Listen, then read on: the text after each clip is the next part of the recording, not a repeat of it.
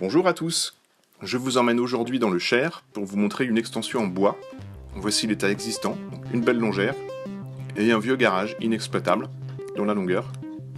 Alors on voit sur le plan du cadastre en jaune l'ancien garage qui va devenir cette extension-là, tout en bois. Alors comment passer de l'un à l'autre? Eh bien je vous montre ça en image. Ça a été tout d'abord un gros travail de plan et de coupe, plan plus que de croquis, donc tout a été fait sur place, sur mesure à la main comme d'habitude. Un salon privatif avec bibliothèque en bas, et à l'étage une mezzanine arrondie, avec des bureaux monsieur-madame pour leurs activités associatives. Et vous allez voir que les coupes ont eu un intérêt et une importance capitale sur ce projet-là, et notamment pour la position et la forme des fenêtres. Un croquis quand même sur l'étage, avec les bureaux existants, et puis un dispositif quart de rond avec des tiroirs. Et le jeu de plan et coupe, tout à la même échelle, qui m'a permis de modéliser en 3D. Donc un premier jeu de 3D dit technique, pour expliquer aux fabricants comment j'envisageais le montage de la structure, et notamment de la mezzanine arrondie, qui était compliquée, et les vues sur l'extérieur, avec différentes variations, parce que qui dit structure bois ne dit pas nécessairement aspect bois. On peut avoir un aspect enduit, donc là on avait fait des essais en enduit, et puis les clients, au fur et à mesure, en essayant sur 3D, se sont orientés d'eux-mêmes vers une extension en finition bois.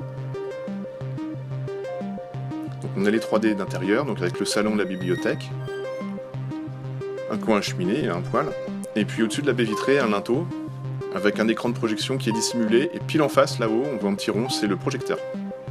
On le voit mieux ici.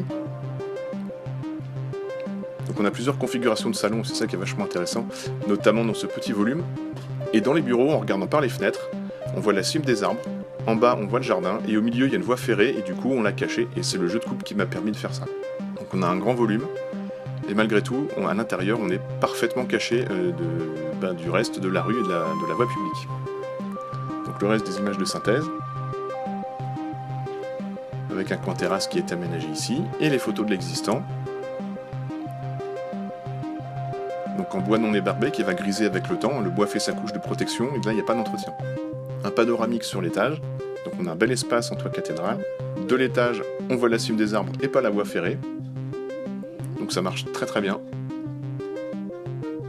avec une grosse isolation, des fenêtres très haute qualité, les bureaux, les dispositifs quart de cercle,